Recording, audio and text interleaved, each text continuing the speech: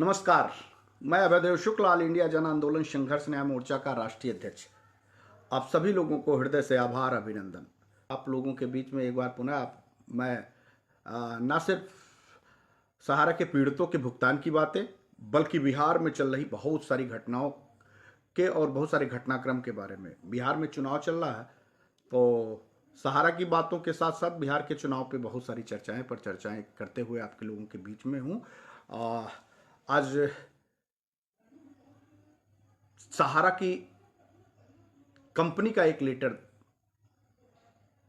का लेटर फिर एक जिन बनकर के सोशल साइटों पे घूम रहा है, लेकिन वो अब की सही है।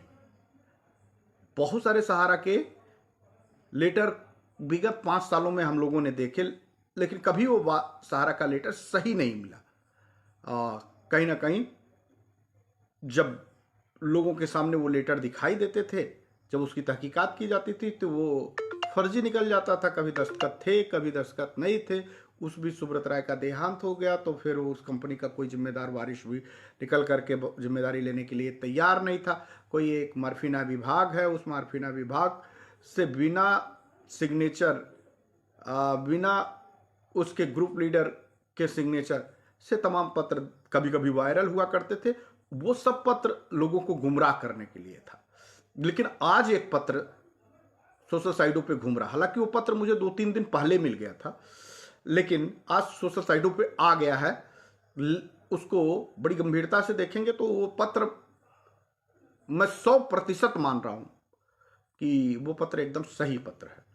जी हाँ, है तो सहारा से रिलेटेड, और वो कुछ लोगों के लिए खुशियां लेकर के आ सकता है, लेकिन कुछ लोगों को बहुत खुश होने की जरूरत भी नहीं है।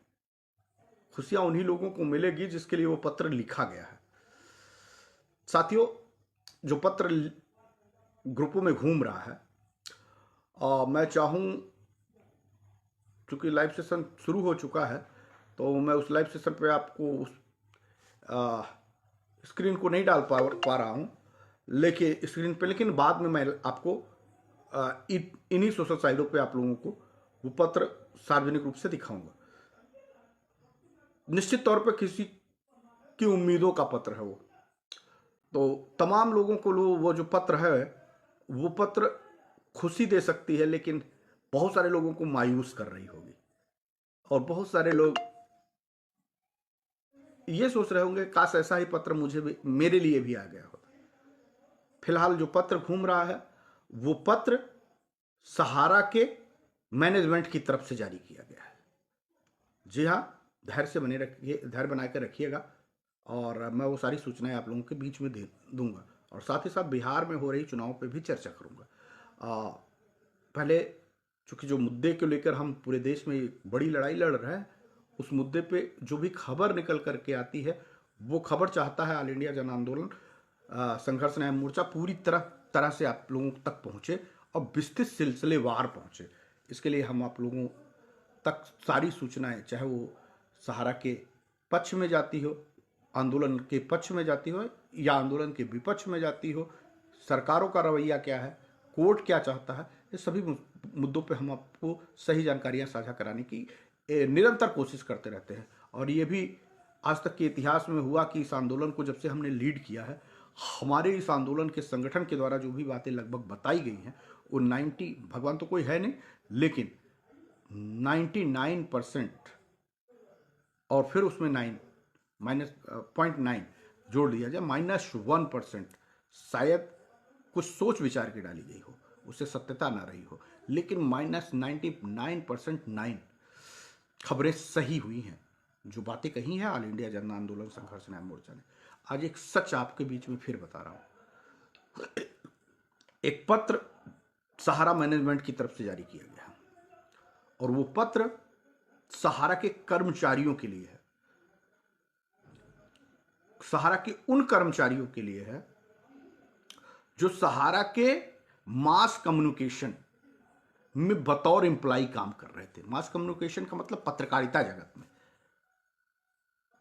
जगत में जो काम कर रहे थे, ये पत्र उनके लिए जारी हुआ है, क्योंकि जब 14 तारीख को सुप्रीम कोर्ट में हियरिंग चल रही थी, तो उसमें मास कम्युनिकेशन यानी पत्रकारिता क्षेत्र से सहारा के टीम में जो लोग आंदोलन कर रहे थे, उन लोगों की तरफ से सुप्रीम कोर्ट में एक प्रत्यावेदन प्रस्तुत किया गया था, एक अपील प्रस्तुत की गई थी और उस आईए में यह कहा गया था कि हमारे लोगों का पैसे का भुगतान सहारा इंडिया नहीं कर रही, हमारी सैलरी, हमारा एफएफ, हमारा पीएफ, हमारी ग्रेजुटी कई सालों से नहीं दे रही है।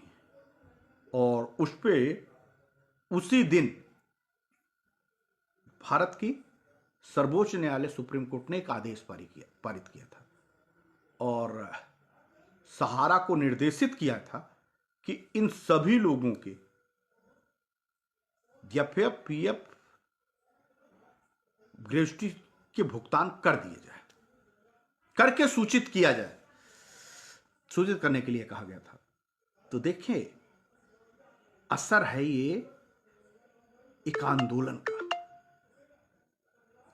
लेकिन उसके लिए सतत मेहनत करने वाले लोग जो अपने विजन के लक्ष्य के से भटकते नहीं हैं और सही समय पे सही जगह पर जाकर के अपनी बात रखने की कोशिश करते हैं, उनको लक्ष्य पे सफलता जरूर मिलती है। और ऐसा ही कुछ मास कम्युनिकेशन यानी पत्रकारिता क्षेत्र में सहारा का जो पत्रकारिता क्षेत्र की ऑफिस है, ध्यान रखिएगा, मैं बार बार ये कह रहा हूं, सहारा के पत्रकारिता क्षेत्र की जो ऑफिस, जिसपे लोग कई महीनों से आंदोलनरत थे और अपना पूर्ण समर्पण के साथ, संख्या भले ही उनकी कम थी लेकिन वो पूरी ताकत से वहां पे लड़ रहे थे। और इसी बीच में उत्तर प्रदेश की सरकार की सरकारी एजेंसियों ने वहां पे जाकर के उनके ऑफिसों में तालाबंदी कर दिया था, सील कर दिया था। और जैसे ही इन लोगों ने 88 प्रॉपर्टियों को बेचने के लिए ऑर्डर कॉपी, आदेश लेने के लिए सुप्रीम कोर्ट में अपना प्रत्यावेदन किया और उस पर 14 तारीख की डेट लगी, उसमें तुरंत पूरे लोगों ने सम्मिलित प्रयास किया और एक आईए उसमें अपना प्रस्तुत कर दिया और वहां पे अपने टीडीएस, एफएफ, ग्रेजुटी और तमाम जो सैलरी की बातें थी उस पर उन्होंने रखा। और वो सेम डे, ये देखिए, वो सेम डे सुप्रीम कोर्ट ने उनको ऑर्डर किया। और अब जो वो पत्र घूम रहा है, वो पत्र घूमते हुए ये दर्शा रहा है कि जो जिद और जुनून तक लड़ेगा, तरीके से लड़ेगा, सिस्टम से लड़ेगा और अपने उद्देश्यों को नहीं भूलेगा, अपने भुगतान के रास्ते क्लियर करने के लिए सही समय पे सही रणनीति पे काम करेगा, उसका पैसे का भुगतान का रास्ता खुल जाएगा। हाँ जी हाँ, यही हुआ। 14 तारीख को जो आदेश की कॉपी आई थी, उसके मद्देनजर सुप्रीम कोर्ट की गाइडलाइन को ध्यान में रखते हुए सहारा के मैनेजमेंट ने एक लेटर जारी करके सहारा के पत्रकारिता क्षेत्र से जुड़े उन सभी लोगों के Aadhaar card, PAN card, bank passbook की फोटोकॉपी सहित तमाम उनके डॉक्यूमेंट्स मंगाने के लिए एक लेटर जारी किया कि ये सब जितनी जल्द हो सके कार्यालय को उपलब्ध करा दिया जाए, ताकि उनके भुगतान की प्रक्रिया की व्यवस्था की जा सके, उनके खाते में पैसा डाला जा सके। ये सब ऐसे नहीं हुआ, ये सब बेहद रणनीति के साथ हुआ। और आज उन आंदोलनकारियों ने, जो उनकी सीमित संख्या होने के बावजूद पूरी सिस्टम से वहां पे अपनी पूरी लड़ाई को लड़ा और वहां से हटे नहीं, दबे नहीं, झुके नहीं, लड़े अपनी पूरी ताकत के साथ। और जब सही समय आया तो वो सुप्रीम कोर्ट चले गए। पहले भागे नहीं इधर उधर, पहले कुछ तोड़े इधर उधर नहीं, कोई इधर उधर छटका नहीं, कोई नेता नहीं बना, किसी को अहंकार नहीं आया, किसी को ईगो आकर के मुझसे ज्यादा जानकार, मुझसे ज्यादा योग्यता और एको हम द्वितीय नास्तिक की भावना नहीं आई। सबका लक्ष्य एक है कि जिसको उन्होंने नेता मान लिया, उसके पीछे वो तब तक खड़े रहे जब तक सही समय नहीं आया वो सुप्रीम कोर्ट जाने का। वो सुप्रीम कोर्ट पहुंच गए। जैसे ही सही समय आया वो सुप्रीम कोर्ट भी पहुंच गए। और देखिए ना कि वो सुप्रीम कोर्ट पहुंचे भी, ऑर्डर उस सुप्रीम कोर्ट में उन्होंने अपनी एप्लीकेशन मूव कराई, ग्राउंड बनाया, और उसी केस में सहारा को रिलीफ नहीं मिला। सहारा से तमाम साक्ष्य संकलन करके फिर से 17 अक्टूबर को आने के लिए कह दिया गया, लेकिन उसमें जो आईए लगी थी, उस आईए पे फैसला दिया, और वो फैसला उन सहारा के कर्मचारियों के लिए आदेश के क्रम में दिया कि इनकी एफएफ, पीएफ, सैलरी का भुगतान कर सुप्रीम कोर्ट को सूचित करें। तो ये लेटर जारी हो गया। अब मैं इस लेटर को जारी करने के पीछे क्यों कह रहा हूं, क्यों ये बात कर रहा हूं? क्योंकि उन्होंने सीधे सुप्रीम कोर्ट की तरफ रुख नहीं किया। उन्होंने, जब उनको लगा कि देश में बहुत सारे लोग आंदोलन कर रहे हैं और सही जानकारी उनको हो गई कि सहारा का प्रबंधन तंत्र उनके साथ अन्याय कर रहा है और उनकी सैलरी नहीं दे रहा है, उनके एफएफ नहीं देने वाला है, उनके लोगों को तनख्वाह नहीं मिल पा रही है, 2-2, 3-3, 4-4 साल से तनख्वाह नहीं मिल पा रही थी, धैर्य की सारी सीमा समाप्त करी, तो उन्होंने एक निर्णय लिया, और वो निर्णय लेकर के उसी सहारा के नोएडा स्थित ऑफिस पे धरने पे बैठे, और धरने पे वो बैठे, और सिस्टम से धरने पे बैठे, और स्थानीय स्तर पे एक एफआईआर भी कराई, एप्लीकेशन भी दिया, और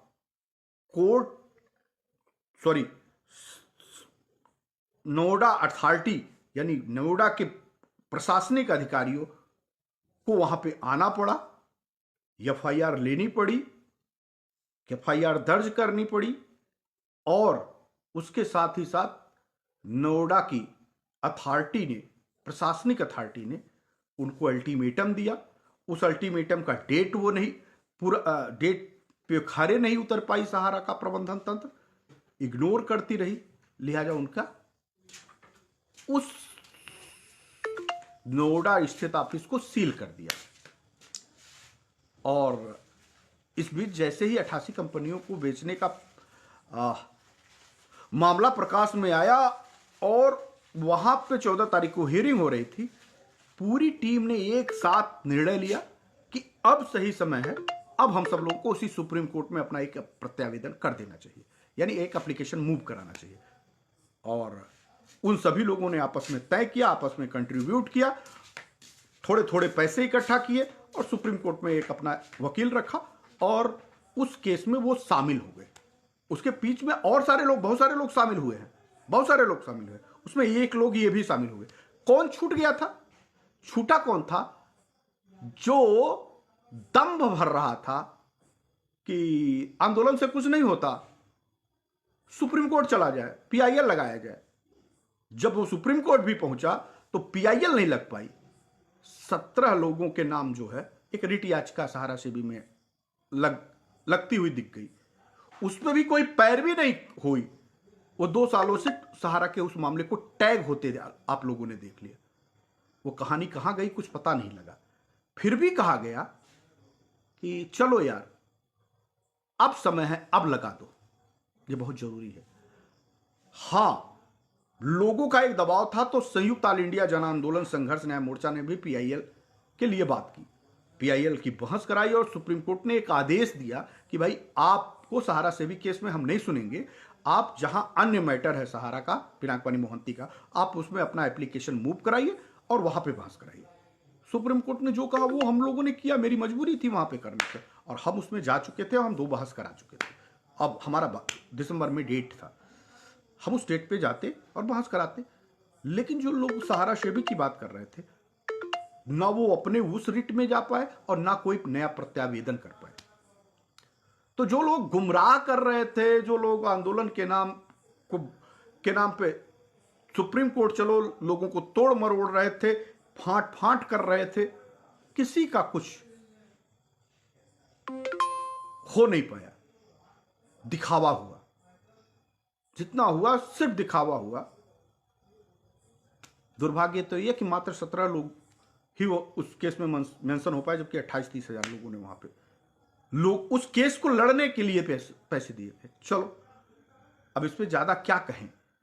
वहां पे ये बात नहीं हुई, वहां आपस में उन्होंने एक नेता जो चयन किया, चुना, जो आगे निकल के आया उसको अपना नेता माना, और फिर वो लड़ा, तब तक लड़ा जब तक उसका सही समय आ नहीं गया, और लोगों ने धैर्यता के साथ उसका साथ दिया।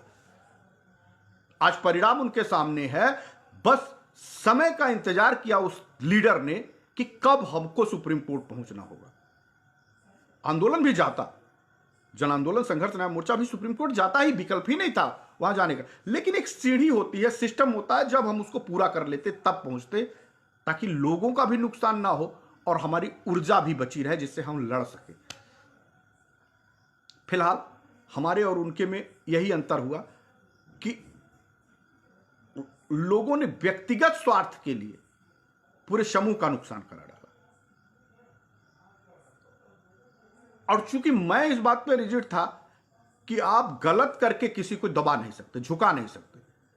सच पे हम झुकने नहीं, आपकी सारी बातें सुनने के लिए तैयार। जहां देश के निवेशकों का मुद्दा था, जहां देश के 12 लाख कार्यकर्ताओं की जान की बात थी, जहां पे उनके ऊपर दबाव बन रहा था, उस समय हम लोगों को धैर्यता के साथ काम करना चाहिए था। और अगर ये लीडर निकल करके भारत की सरकार तक को झुकाने का मुद्दा रख रहा था, तो उस पर राजनीतिक कंट्रोवर्सी नहीं करनी चाहिए थी, धड़े में बटने की जरूरत नहीं थी। फिलहाल ये सब हुआ तो हम पीछे हो गए, छूट गए। लेकिन हम एक जिद्दी और जुनूनी इंसान थे, और हम लक्ष्य को कहां तक ले जाकर किस माहौल को खड़ा करना है, क्योंकि आंदोलन ही प्रमुख लक्ष्य था, हमको आगे बढ़कर के ये बात को करनी पड़ी, और हम लोग कर रहे हैं। हमने अपना विजन नहीं छोड़ा, अपने लक्ष्य को नहीं छोड़े, भले ही हमारी संख्या कितनी अच्छी बड़ी हो या छोटी हो गई हो। हमको ये मालूम था कि हम आंदोलन के दौरान ही जीतेंगे, और हमको मालूम था कि हम सही समय पे सुप्रीम कोर्ट पहुंचेंगे। जब समय था सुप्रीम कोर्ट पहुंचने का, तब पहुंचने की जरूरत थी। फिलहाल हम अपनी तैयारी के साथ पिनाक पानी मोहंती के केस में भी शामिल हैं, और अब पुनः हम लोग ये तैयारी कर रहे हैं कि हम पहली गलती जो हुई, लोगों को कहा गया, भाई मैं बार बार कहा कि मैंने पहला प्रयास नहीं किया, लोगों ने गुमराह किया सुप्रीम कोर्ट चलो, मेरा तो आंदोलन ध्येय था, मेरी मजबूरी थी कि मेरे अपने लोगों ने भी और जनता ने भी कहा कि आपको सुप्रीम कोर्ट चलना चाहिए। हम समय पे चलते और समय पे इस लड़ाई को लड़ते। आज जो लड़ाई लड़ने सुप्रीम कोर्ट में हम जा रहे हैं, ये लड़ाई इस समय की जरूरत थी। तब तक हमारे लिए तमाम परिस्थितियां, चूंकि हमारे पास सीमित संसाधन है, हमारे पास लिमिटेड लोग मुझे सहयोग करते हैं, और वो भी बेहद कम। हमने कभी किसी के ऊपर दबाव नहीं बनाया, हमने कहा कि आप सहयोग करिए, अगर आप 1 रुपए भी देंगे ना, मन बना करके कि हाँ हमको जीतना है, तो हमारे पास इतनी बड़ी संख्या होती कि हम बड़े से बड़े वकील रख सकते थे। लेकिन ऐसी परिस्थितियां नहीं है। -1% लोग भी आंदोलन के लोगों को आर्थिक सहयोग नहीं दे रहे हैं। लेकिन फिर भी हम अपना हिम्मत नहीं हारे हैं, जज्बा नहीं हारे हैं, हम इस लड़ाई को लड़ रहे हैं, बड़े पैमाने पे लड़ रहे हैं। और सुप्रीम कोर्ट में 17 तारीख के पहले हम सुप्रीम कोर्ट में, जिसमें उन लोगों ने ऑर्डर कॉपी लिया, उसमें हम अपने एजेंटों और निवेशकों की कॉपियां कलेक्ट कर रहे हैं, उनसे कोशिश कर रहे हैं, बार बार कर रहे हैं, निवेदन कर रहे हैं कि अगर हम सब घुस गए तो जैसे सहारा के उन पत्रकारिता क्षेत्र के लोगों को ऑर्डर कॉपी मिल गई है, मे भी पॉसिबल हमारे वो जो लोग साथी हैं, जो लोग अपना दावा वहां पेश कर दिए होंगे, कोई ना कोई रास्ता हमको भी मिल जाएगा, और हमको उन्हीं के ग्राउंड पे हमको भी पैसे के भुगतान के रास्ते मिल जाएंगे।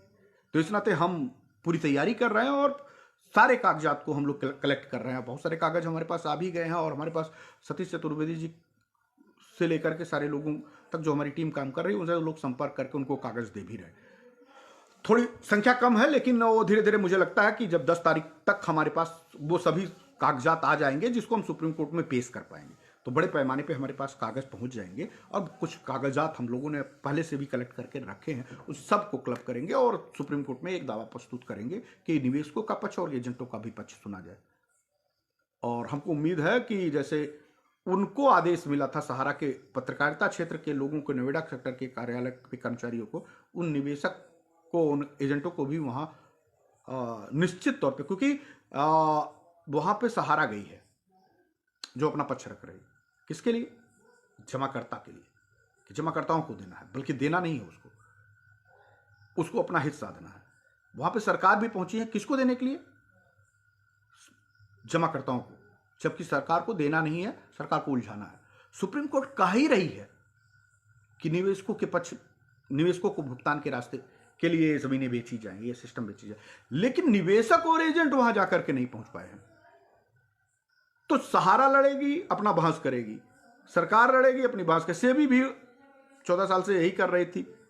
अब 14 साल में एक बार बड़ा अच्छा का निर्णय उन्होंने फिर लिया कि कम से कम वहां खड़ा होकर के उनके निवेशकों का हित प्रभावित ना हो और 90% से सर्किल से कम ना बेची जाए। यह कह करके हमारे रास्ते थोड़े देर के लिए हमको जगह दे दिया, हमारे लोगों को जगह दे दिया कि हम अपनी पूरी टीम को वहां पे पहुंचा पाएं। हमको 1 महीने का समय मिल गया ताकि हम लोगों को ये कन्विंस कराने में सफल हो जाएं कि हम ज्यादा से ज्यादा संख्या में सुप्रीम कोर्ट में अपनी दावेदारी प्रस्तुत कर दें। तो आज जो लेटर हम घूमते हुए देख रहे हैं वो उनकी एकजुटता का प्रमाण है और धैर्यता का प्रमाण है। मतलब कभी भी किसी व्यक्ति को जब कोई बड़ा विजन लेकर चला जाए तो अधीर नहीं होना चाहिए और चंचल नहीं होना चाहिए, गंभीर होकर के विजन और लक्ष्य के साथ चलना चाहिए कुछ दिन तक। अब देख लीजिए, मैं आ जाता हूं बिहार के चुनाव में। बिहार के चुनाव में एक शख्सियत, एक चेहरा आपके बीच में है, उसका नाम है प्रशांत किशोर। प्रशांत किशोर ने एक अपना टीम गठित किया और बिहार बदलने के उद्देश्य से निकल चुके। जब उन्होंने शुरुआत किया तो प्रशांत किशोर ने कोई पार्टी नहीं गठन किया था, एक निर्णय लिया कि हमको बिहार बदलना है। और फिर उन्होंने 3 साल पूरा घुमाया, पूरे 3 साल एक एक गांव में घूमा। उनके लोगों ने उनका धैर्यता के साथ साथ दिया, उन्होंने उनसे क्वेश्चन नहीं किया, उन्होंने उनको निराश नहीं किया, उनको होपलेस नहीं किया। और 3 साल तक खड़ा होने के बाद आज बिहार में 3 साल की पार्टी ने 20 साल, 50 साल, 70 साल तक की बड़ी नेशनल पार्टियों को भी टक्कर देती हुई प्रशांत किशोर की जनसुराज पार्टी दिखाई दे रही है। और सबके हौसले पस्त हैं। कुछ भी हो सकता है बिहार में, कुछ भी हो सकता है बिहार में। बिहार में नया युग आ सकता है, परिवर्तन हो सकता है, बेरोजगारी और पलायन रुक सकती है, शिक्षा के अवसर बढ़ सकते हैं, तमाम रोजगार के संसाधन वहां हो सकती है, स्वच्छ राजनीति का उदय हो सकता है। लेकिन उसके लिए उन्होंने 3 साल मेहनत किया। और आज जो बिहार में जनसुराज दिख रही है वो उनके लगन, समर्पण और निरंतरता के साथ अपने लीडर पे विश्वास करने की क्षमता के साथ लड़ रहे हैं।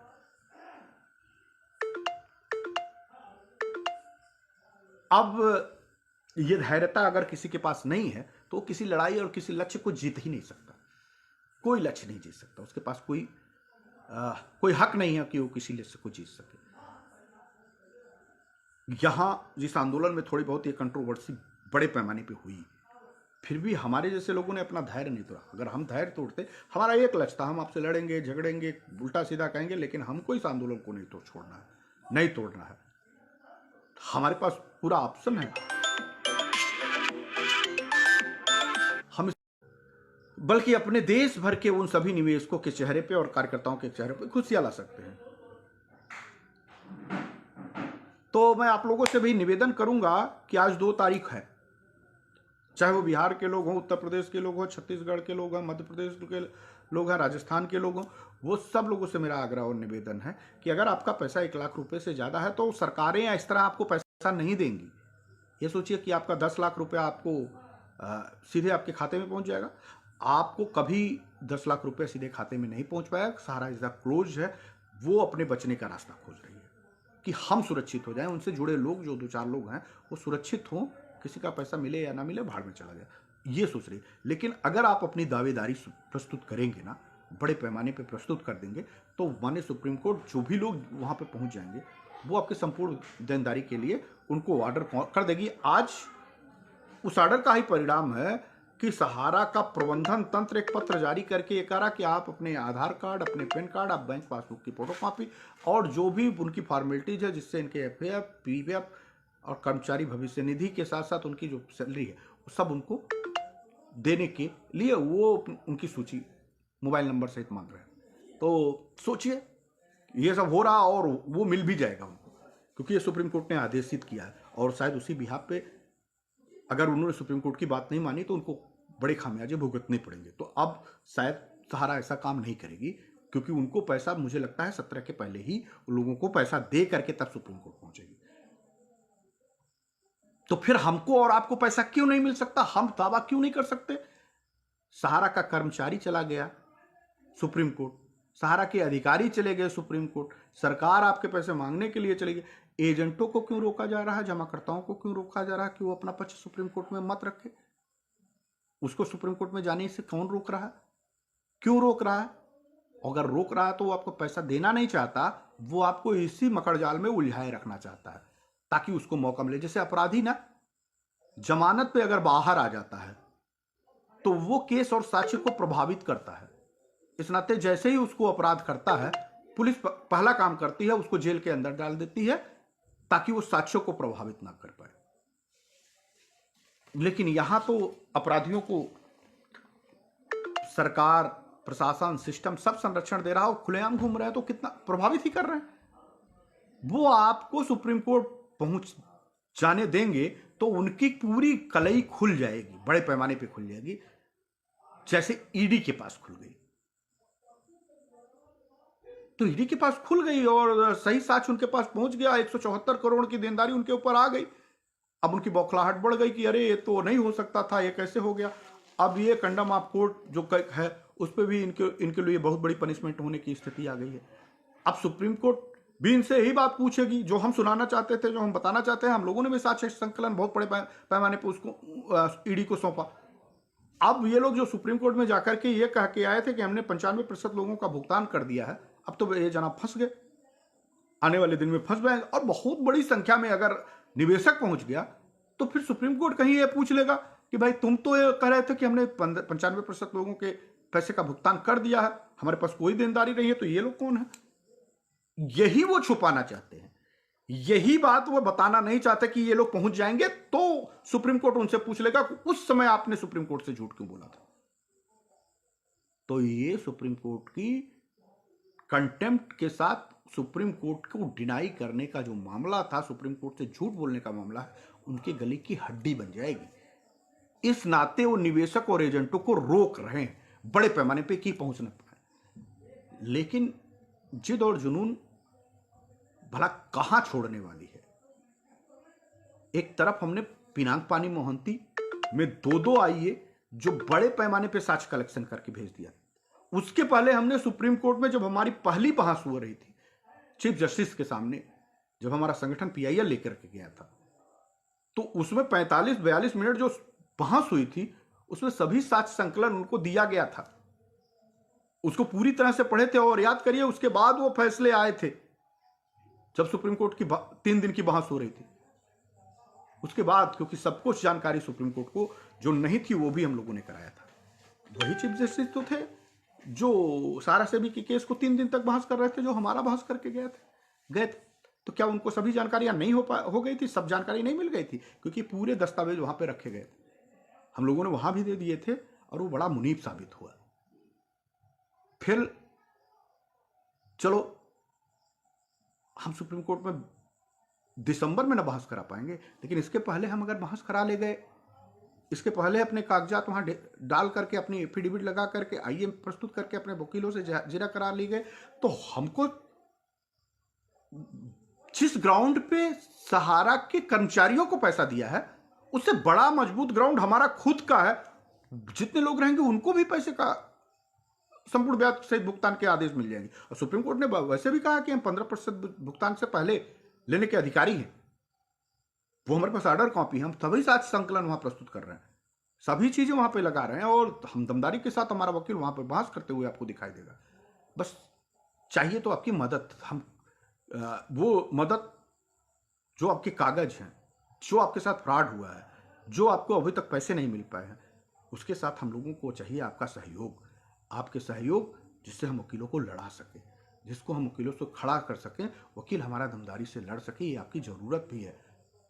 आप लाखों करोड़ रुपए दे करके सुप्रीम कोर्ट नहीं जा सकते अकेले, लेकिन आप अगर हमारी मदद, हमारे संगठन की मदद करते हुए अपना कागज भेजेंगे तो सोचिए कि 13 करोड़ निवेशकों में से अगर 1 लाख लोग हैं ना, अगर वो लोग थोड़े थोड़े मदद कर देंगे तो अच्छे से अच्छे वकील वहां पे खड़े हो जाएंगे, फिर आपके भुगतान के रास्ते तो ऐसे ही सुलभ हो जाएंगे। लेकिन यह है कि आपको यह बात चयन करना पड़ेगा, जानना पड़ेगा कि कोई भी कोशिश कर ले जाए, कोई भी कोशिश। हम लोग चाहते थे कि बिहार में एक बड़ा आंदोलन हम लोग करें, क्योंकि बिहार से ही इसकी शुरुआत किया था, बड़े पैमाने पे जाकर बिहार को खड़ा किया था कि जब ये 2025 आएगा, जब चुनाव होगा, तो अगर राजनेता नहीं बोलेगा तो हम उसको सबक सिखाएंगे। लेकिन मैं क्या करूं, बिहार के लोगों को टारगेट बनाकर खंड खंड में तोड़ दिया गया। कुछ लालची स्वभाव के लोग, जो सहारा चाहती थी वही किया गया, और जो राजनेता चाहते थे वो हो गया। और उसका साथ कुछ लोगों ने दिया, जो आज पूरे बिहार में जहां सहारा की चर्चा होनी चाहिए थी, सहारा का हंगामा होना चाहिए था, सहारा के बारे में हर मंचों पे बोला जाना चाहिए था, आज सहारा के बारे में मंचों पे नहीं बोले जा रहे हैं। आज कोई बोलने वाला नहीं है। आंदोलन के लोगों को गुमराह कर देने वाले लोगों की संख्या इतनी बढ़ गई थी कि लोग आंदोलन को ही गलत समझने लगे थे। आज उसका परिणाम आपको दिखाई देते हैं। उनके भी इससे भी कुछ नहीं आया, कुछ भी नहीं। उनको यूज कर लिया लोगों ने, उनको यूज करके अपनी हित साधने के लिए लोग हित तो साधे, लेकिन उन लोगों को जो पैसे दिलाने के लिए, उनके अधिकारों के लिए बिहार में लड़ने की बात आई तो कोई निकल करके बाहर नहीं आया, कोई नहीं आया। हम चाहते भी, हम करते भी क्या, खंड खंड में तोड़ दिया था, तोड़ने की बेहद कोशिश की और वो सफल भी रहे, अपना हित साधते हुए निकल गए। हालांकि वो कुछ कर नहीं पाएंगे, कुछ हो नहीं पाएगा, एक रत्ती एक ढेला ले नहीं पाएंगे, ये बात तो सही है, ये बात तो सही है। मैं आपको दावे के साथ लिख दूं कि अगर देश के सहारा के पीड़ितों की लड़ाई संयुक्त ऑल इंडिया जन आंदोलन संघर्ष न्याय मोर्चा बड़े पैमाने पर नहीं लड़ पाई और वहां से कुछ नहीं निकलवा पाई, तो ये जनाब 1 रुपया चवन्नी ना खुद पाएंगे ना दूसरे को मिलेगा। मैं आपको लाइए लिख करके दे दूं। लेकिन कमजोर तो करते हैं। आज नुकसान तो बिहार के वाले लोगों का हो रहा है। फिलहाल मैं आप लोगों से निवेदन और आग्रह कर रहा हूं कि आप सब लोग बड़ी तादाद में जन आंदोलन संघर्ष न्याय मोर्चा के इस लीगल कार्रवाइयों से जुड़िए। 10 तारीख तक, 12 तारीख तक अपने सभी कागजात को भेजिए, जितनी जल्दी हो सके सभी लोग अपने अपने कागजात को भेजिए। हमारे नंबर पे आप, मेरा ये नंबर 8787271004, आप इस पर व्हाट्सअप कर सकते हैं। फ़ोन मत करिएगा, बहुत सारे फ़ोन आते हैं, इतने फ़ोन आते हैं कि मैं उठा नहीं पाता, बहुत मुश्किल से आप लोगों की बात कर पाता हूँ। तो इस नंबर पे आप लोग व्हाट्सअप कर सकते हैं और 10 बजे से शाम को 8 बजे तक आप कर सकते हैं। 8 बजे के बाद ना व्हाट्सअप करिएगा और ना ही फ़ोन करिएगा, क्योंकि हम लोग को इतना टाइमिंग में परेशानी होती है कि हमारा अपना व्यक्तिगत दिनचर्या भी सही नहीं हो पाता। हमारे सतीश चतुर्वेदी जी हैं, PIL के प्रभारी हैं और लीगल टीम देख रहे हैं, सुप्रीम कोर्ट में पूरी डॉक्यूमेंट तैयार कर रहे हैं। उनके नंबर हम तमाम व्हाट्सएप ग्रुपों में डाले हैं और आपको भी उपलब्ध जरूर कराएंगे। मेरे पास उनका चूंकि नंबर नहीं है, चलिए मैं नंबर बोल देता हूँ, शायद नंबर इस पर लिखा है।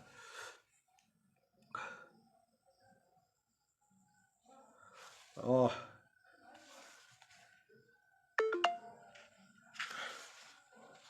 9826236833, 9826236833, ये सतीश जी का नंबर है। आप दोबारा इसको रिपीट करके सुन लीजिएगा, 9826236833, ये सतीश जी का नंबर है। 9826236833, ये सतीश जी का नंबर है, जो ग्वालियर से हैं और इस संगठन के लीगल के प्रभारी भी हैं, हमारे संगठन के प्रभारी भी हैं। ये सभी कागजात को वहाँ पे कलेक्ट कर रहे हैं। आप उनसे बात करिएगा और वो सभी कागजात उनसे बात करिएगा, वो तरीके बता देंगे आपको, कैसे वकालतनामा देना है, कैसे अपना आधार कार्ड देना है, कैसे आपका पैन कार्ड उनसे लेना है, मतलब जो भी आपको लीगली कार्रवाई है। जिनका पैसा 1 लाख रुपए से ज़्यादा है, यानी 5 लाख, 10 लाख, 20 लाख, 50 लाख, ये जो लोग पैसे हैं वो लोग निश्चित तौर पर सुप्रीम कोर्ट में अपनी दावेदारी प्रस्तुत कर दें।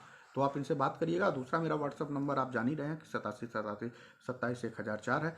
आप चाहेंगे तो इस पर व्हाट्सअप करिएगा, फ़ोन मत करिएगा, मेरा आपसे हाथ जोड़ के निवेदन है। बहुत सारे फ़ोन आपके लोगों के आ रहे हैं, जिससे हम अपने दिनचर्या का काम नहीं कर पा रहे हैं, हम पूरी जो काम मुझे करना चाहिए, जिसमें हमको समय देना चाहिए, वो दे नहीं पा रहे हैं। अगर एक आदमी 1 ही मिनट बात करता है तो आप सोचिए कि अगर 500 फोन आते हैं तो 500 मिनट हो जाता है। हम कितने लोग का फोन हैंडल कर पाएंगे? और दिन भर फोन की घंटियां बजती है तो निश्चित तौर पे आदमी माइंडसेट उसका डाइवर्ट हो जाता है, काम करने में झल्लाहट भी आने लगती है। कोई कोई लोग तो 12 बजे 2 बजे रात तक को टेलीफोन कर देते हैं। वो ये सोच नहीं पाते हैं कि आखिर बंदा कोई सो रहा होगा या बैठा है क्या। उनको शायद ये नहीं मालूम। मैं आपको बता दूं कि हमारी जो वाट मतलब जो मेरा नेट है वो 24 घंटा ऑन रहता है।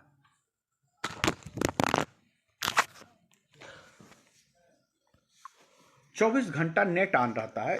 और इस नेट ऑन होने के कारण लोग ये समझने में गलतफहमी कर देते हैं कि शायद मैं जाग रहा हूँ।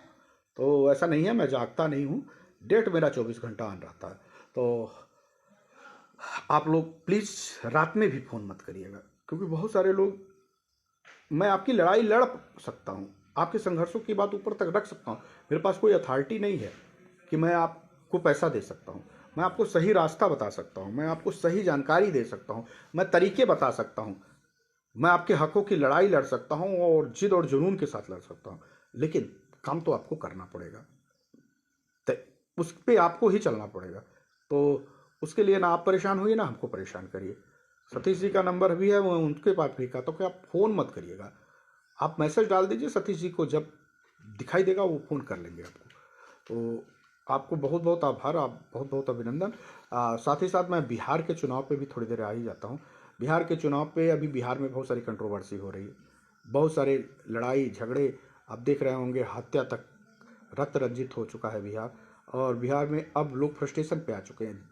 ग्राउंड लेवल पे जो मुझे रिपोर्टिंग आ रही है उस आधार की बात कर लीजिए, और जो टीवी पे कुछ दिखाए जा रहे हैं उसके आधार की बात, दोनों में बहुत विरोधाभास की स्थिति है। जैसा कि आप जानते हैं कि सबसे बड़ा संगठन हमने बिहार में बनाया था, तो लगभग प्रत्येक जिलों में हम लोगों के संगठन से जुड़े लोग हैं जो सही मूल्यांकन करके भी क्षेत्रीय जनता के बारे में बता रहे हैं। और वैसे भी मैं तमाम ग्राउंड लेवल पे लोगों से बात कर रहा हूँ। और मेरे फेसबुक की आईडी पे, एक आईडी पे लगभग 25 से 26 हज़ार लोग जो मेरे फॉलोअर हैं, उसमें लगभग 70 से 80% लोग जो हैं वो बिहार से भी बिलोंग करते हैं, जो हमको फॉलो करते हैं। और मेरे दूसरे फेसबुक पे 10,000 से ज़्यादा लोग हैं, और उस पर भी मुझे लगता है 70-80% लोग बिहार से ही है। वो लोग मुझे फॉलो कर रहे हैं। तो वैसे तो देश भर के लोग मुझे फॉलो कर रहे हैं, लेकिन सबसे ज़्यादा संख्या बिहार के लोग फॉलो करते हैं। तो उनके बारे में वहाँ का जो ग्राउंड रिपोर्ट आ रही है, बहुत तेज़ी के साथ जन स्वराज का उदय हो रहा है। गांव में, गलियों में, क्षेत्रों में एक ऐसा सर्वे दिख रहा है जैसे लगता है कि लोग साइलेंट मोड, कहीं तो खुल के बोल रहे हैं और कहीं बेहद साइलेंट मोड में भी। क्षेत्र की रूरल एरिया, जिनको ये एक आश्चर्यजनक है कि वहाँ 3 साल के अंदर उसमें से 5-6 महीने में उनको अपना सिंबल की जानकारी हो गई है। उनको मालूम हो गया कि बस्ता चुनाव निशान है जन स्वराज का। तो हर गांव में जो पढ़े लिखे नहीं है उनको भी बस्ता के बारे में जानकारी हो गई कि हमारा चुनाव निशान बस्ता है। तो सब लोग ये कह रहे हैं कि अब की बार सबको देख लिया गया है। कोई जंगल राज चला रहा था तो कोई भ्रष्टाचार, अब किसी तरह से लोग हिंदू मुसलमान बहुत कर रहे हैं। अब जन स्वराज की बारी है और जन स्वराज एक बदलाव लाना चाहता है और बिहार में तमाम लोगों के भविष्य को बदलने की तैयारी कर रहा। तो आप देख ही रहे होंगे कि लोग ऊब चुके हैं अब इस तरह से, कहीं दंगा हो जाए, कहीं गोली चल जाए, कहीं ये बाहुबली, ये धनबली, ये यादव जी, गजब गजब के गानों के साथ बताइए मंचों पे चढ़कर आरजेडी के लोग महिलाओं पे अभद्र टिप्पणी करते हुए दिखाई देते हैं कि ये हमारा माल हुआ रे, फलाना हुआ रे। मतलब क्या है ये आरजेडी का माल हुआ रे? इधर देश में सभ्य समाज के लिए सभ्य पार्टी का नाम देते हुए गठबंधन जो है भारतीय जनता पार्टी का, उसका मुख्यमंत्री जेडीयू के जो है वो, उनको हम लोगों ने देखा कि जो सदन में बोल रहे हैं तो जिस तरह की भाषा का प्रयोग कर रहे हैं, शायद एक मतलब परिवार अपने साथ वीडियोज को नहीं देख सकता। मैंने सोशल साइट पे इस नाते डाला कि जरा इनका चाल चरित्र चेहरा देख लीजिए कि ये सदनों में किस तरह से बात करते हैं महिलाओं के प्रति, लड़कियों के प्रति। तो इस सब चीज़ों से अब बिहार उब गया है और ये बिहार चाहता है कि, बिहार देख रहा है कि दिल्ली में ऐसे लोग हैं, उत्तर प्रदेश में ऐसे लोग हैं, अन्य और राज्यों में ऐसे लोग हैं जो निर्भीक होकर रात को 2 बजे निकल जाते हैं, किसी तरह की कोई घटनाएं नहीं होती, कोई रंगदारी नहीं है, कोई परेशानी नहीं है। तो अब वो चाहते हैं कि मेरे यहाँ की भी गिनती इस तरह की ना हो और हमको भी लोग सम्मान के दृष्टिकोण से बाहर देखें और मैं भी जो बाहर के लोग आए हम उनको भी सम्मान दे पाए। तो अपने यहाँ बेरोजगार, अपने यहाँ रोजगार चाहते हैं, अपने यहाँ अपने परिवार में रहना चाहते हैं, कोई दूर अब भागना नहीं चाहते हैं, कोई उनको बिहारी कहे, बिहारी कह करके गाली दे, ये उनको पसंद नहीं आ रहा। तो वहाँ की यूथ जनरेशन बहुत तेजी से काम कर रही है और वो निकल करके आगे आ रही है। तो बिहार में निश्चित तौर पर जो दिख रहा है वो सत्ता परिवर्तन का युग दिख रहा है और एक नए बिहार का उदय हो रहा है। वो बिहार पूरे भारत को फिर एक नई दिशा देने जा रहा है। मैंने कहा ना कि इस देश का प्रथम राष्ट्रपति डॉक्टर राजेंद्र प्रसाद जी बिहार से थे। इस देश का मूर्धन्य विद्वान जिसका जवाब नहीं है, पूरी दुनिया में उनके नीतियों को पढ़ा जाता है, आचार्य चाणक्य बिहार के थे। और बहुत सारे मूर्धन्य विद्वान, मैथिली शरण गुप्त, लोक नारायण जयप्रकाश, सब लोगों ने आज़ादी की लड़ाई से लेकर के एक नई क्रांति को जो वहाँ पैदा किया था, लोहिया जी ने जो लोगों को आदर्श समाजवाद का दिखाया था, ये सब लोग बिहार की धरती से निकल करके आए थे। अब बिहार की धरती एक नया परिवर्तन और लाने जा रही है और वो है तमाम भ्रष्टाचार, अपराध और भय मुक्त समाज की स्थापना। जो भ्रष्टाचार है, अपराध है, इससे मुक्ति दिलाने के लिए, अपराधों से मुक्ति दिलाने के लिए, स्वास्थ्य शिक्षा के लिए, पलायन रोकने के लिए और विकसित बिहार, उत्तम बिहार, स्वस्थ बिहार, शिक्षित बिहार की परिकल्पना लेकर के वो आ रहे हैं। तो निश्चित तौर पे एक बड़ी लोगों की निगाह है और आज जो सब लोग देख रहे हैं, हम लोग भी देख रहे हैं और भी लोग देख रहे हैं, देश भर के लोगों की निगाह सबसे बड़ी व्यूअर के रूप में आज प्रशांत किशोर का नाम आ रहा है। मतलब कोई है ही नहीं प्रशांत किशोर कितना बड़ा व्यूअर। आज जो चुनाव का मुद्दा बना है, वो जितनी तेजी के साथ लोग बिहार प्रशांत किशोर को देख रहे हैं, शायद देश के प्रधानमंत्री को भी उस तरह नहीं देख रहे हैं। मतलब इतनी व्यूअर, टॉप ट्रेंडिंग व्यूअर उनके नाम की जा रही, तो ये बहुत बड़ी बात है। चलिए 17 को सहारा के पीड़ितों के भुगतान के लिए एक बार जन आंदोलन संघर्ष न्याय मोर्चा ने आपको फिर दिल्ली आगमन के लिए बुलाया है, आह्वान किया है और उसी रामलीला मैदान से हम लोग फिर राष्ट्रगान करने के लिए सुप्रीम कोर्ट की तरफ मूव करेंगे और हमारे वकील सुप्रीम कोर्ट में अंदर बहस करेंगे। हम सड़कों पे लेकर सरकार के ऊपर दबाव बनाएंगे, कोर्ट के ऊपर दबाव बनाएंगे कि देश के निवेशकों का भुगतान के साथ साथ जो लोग वहाँ पे गए हैं उनकी बातें सुन करके उनको संपूर्ण भुगतान का रास्ता दिया जाए।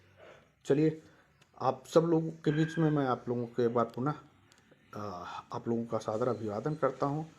बहुत बहुत आभार। आप लगातार हमसे जुड़ते रहते हैं। इस वीडियो को शेयर करिएगा, लाइक करिएगा और तमाम ग्रुपों में शेयर करना मत भूलिएगा। एक एक लोग तक पहुंचाइए ताकि हम अपने लक्ष्य में और अपने साथियों के भुगतान के लक्ष्य को संपूर्ण रूप से लागू करवा पाएँ और जो हमारा योगदान है, जो हमारा अंशदान है, वो देश के सभी लोगों के लिए पॉजिटिव दृष्टिकोण लाता हुआ उनके भुगतान के रास्ते खोल पाए। धन्यवाद। जय हिंद। वंदे मातरम।